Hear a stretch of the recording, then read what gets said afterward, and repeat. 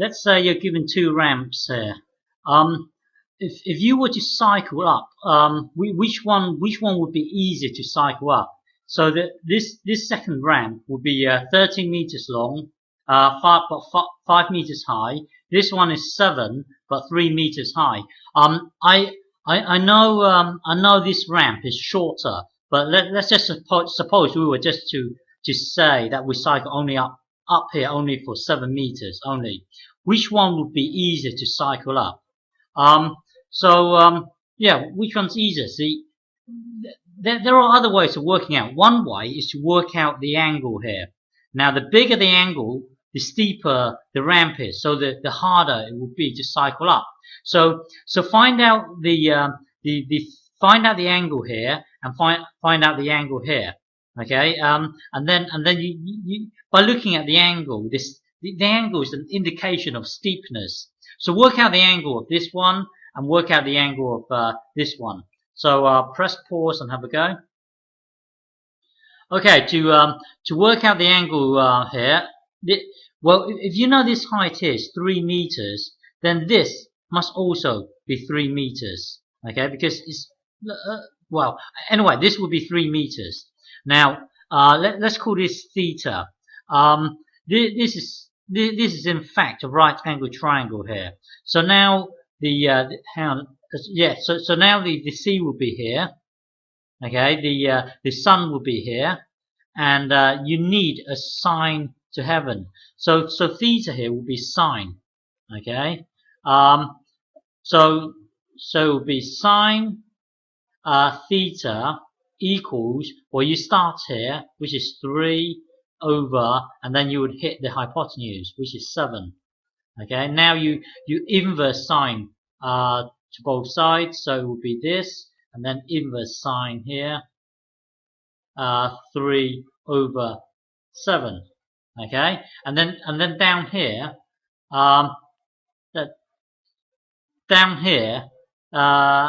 so this here would be, this is 5, so therefore this must be 5. Okay, 5 meters as well. We don't really want to call it theta. Let's call it omega. Okay, it could be anything. Well, these are just Greek alphabets, so just call it omega for the time being, to represent the angle here. So work out omega. Well, again, the sun is here. The C will be here. So, well, again, we will need a sine to heaven. Okay, sine, because the adjacent is not in play. This thing here, we don't need it. And then you've got the chord jumping out. Well, we haven't got the adjacent to work with. Well, anyway, the only one you would need is sine. So let's see, sine the angle, which is omega. The reason why we don't want to use theta is because we used theta to represent this angle here. So let's call this something else. So sine omega equals what? 5 over 13.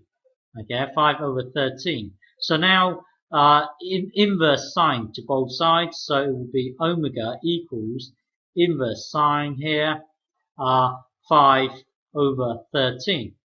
Okay, so let's work out theta now. Let's try and work out this by using a calculator. So hang on. Your calculator might be different, so you probably have your own way of punching it in. So I'm going to punch in 3 divided by 7 first, equals, and then inverse sine. Inverse sine is here. Okay, so this one will be 25 degrees. Okay, 25. So theta here is 25 degrees. Okay, let's work out omega now. So let's try and work this out. So theta here equals 25 degrees. Omega here would be well, hang on, let's do it then. It would be 5 divided by 13 equals this, and then inverse sine would be 25 23. I'm going to push it up because it's 22.6. So I'm going to push it up. So it's 23 degrees.